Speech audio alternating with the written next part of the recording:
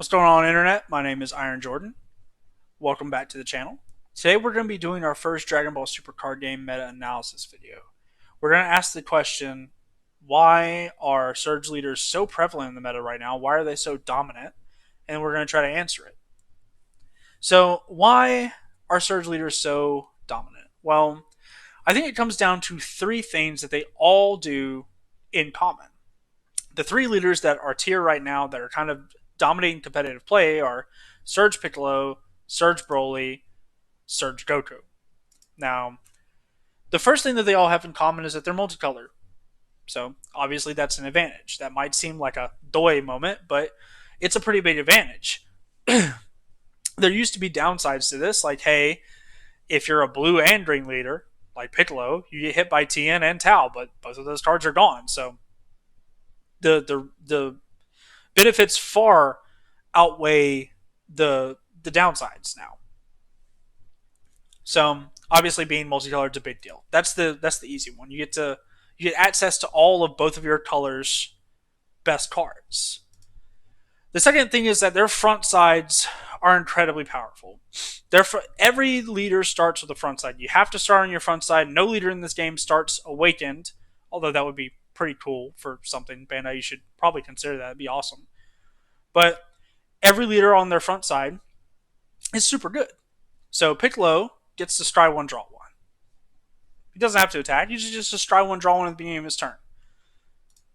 Broly, he's an upgraded version of Set 2 Trunks. He gets to combo with stuff, defend his life, and be rewarded for it. He gets to apply pressure and be rewarded for it. He can play aggro, he can play mid range, he can play late game. Goku he's better Hirudegarn. He filters like a madman. You don't even have to have. You could actually play this leader with no red or yellow cards and still pitch it off his front side. Now, obviously, you won't be able to awaken or whatever, but you don't have to have a color requirement. There's no battle card requirement. We've seen so many draw two, discard one leaders, but like Hirudegarn, you have to attack the leader, have to pitch a battle card. Clash of Fates Goku, have to attack a leader, have to pitch your green card. This guy is just like, no, attack anybody you want, draw two, pitch anything. It's really good. Now, the final thing that they do has to do with their backside. So this is the one that's going to take the longest to explain. But it's also the most important one, I think. So every standard leader before Surge Leaders came out, well, I want to say 95% of them, attack, draw a card. The ones that don't draw in some other way or have something else powerful going on for them, like the wish leaders, they just drew a card, activate main, or activated a wish or whatever, right? So they decided that they weren't going to give Surge leaders card advantage on their bad side. Well, not in the normal sense anyway. So what do you have to do to compensate for that? You have to make their effects a little bit stronger. However, they might have overstepped a little bit. When you look at every single one of their leaders and their backside skills, they're just absolutely insane.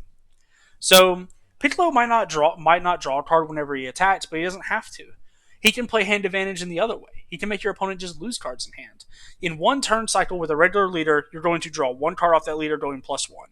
In one turn cycle with Awakened Piccolo, you can make your opponent go -4 off of make your opponent warp 2 cards. Now, obviously, you can only do that twice, so you can only make your opponent warp 2 cards twice, making them go -4, but still, when you're going for game, it can be kind of oppressive.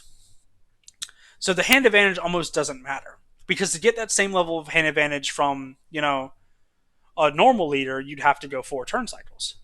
So, there's that. You could also ramp, which is incredible. You can get a 3 mana swing, 3 energy swing on whatever turn you're on. As long as you're at 3 life, you can just do it. You can go from 4 to 7 energy in 1 turn cycle if you're at 3 life.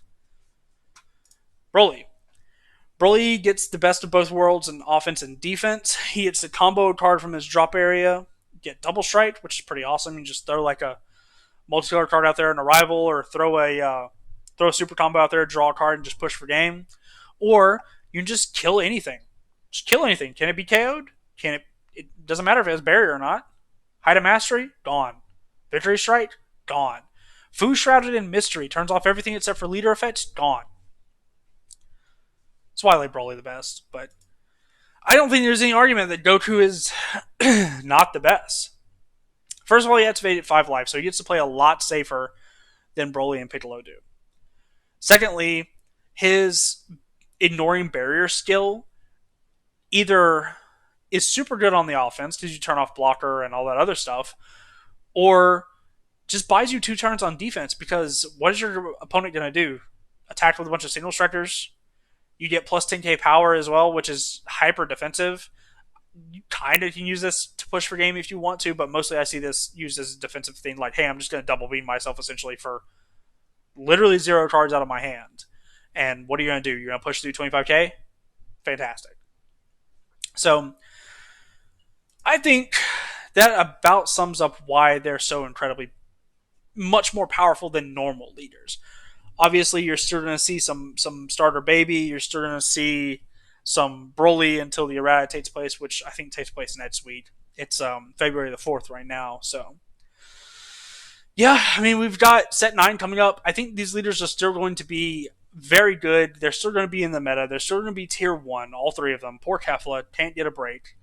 It's because her front side isn't amazing. But I think these leaders are still going to be tier 1. They're still going to be fantastic, although we're not going to see them as dominant because I think Cooler really puts a hurt on 2 or 3 of the decks here. So, yeah, just lots and lots of value on that backside, man. It's just, I think that surge leaders are a really cool idea, and I think they're really fun. And overall, I think they're really good for the game. I just think they might have overstepped in 1 or 2 places. I'm not really calling for nerfs here or for bans or anything like that. That's kind of silly. But man, if Surge Goku activated at 3 life, that'd be a much different story, man. That'd be a much different story. It's absolutely insane. I'm going to be continuing to build Broly. I actually am going to take this to locals tomorrow. And if it does well, I might put out a deck profile for you guys. I might do it even if it doesn't go well. Who knows? All right, well, I hope that answers some questions for people who maybe don't quite get it, although I want to say that most people probably do understand why these leaders are so good. But if you enjoyed the video, let me know. You can subscribe if you want. I'm going to be talking about Dragon Ball a lot. I love this game so much, and I can't wait for Set 9. Let me know what deck you're wanting to play in that in the comments below, and I'll talk to you next time.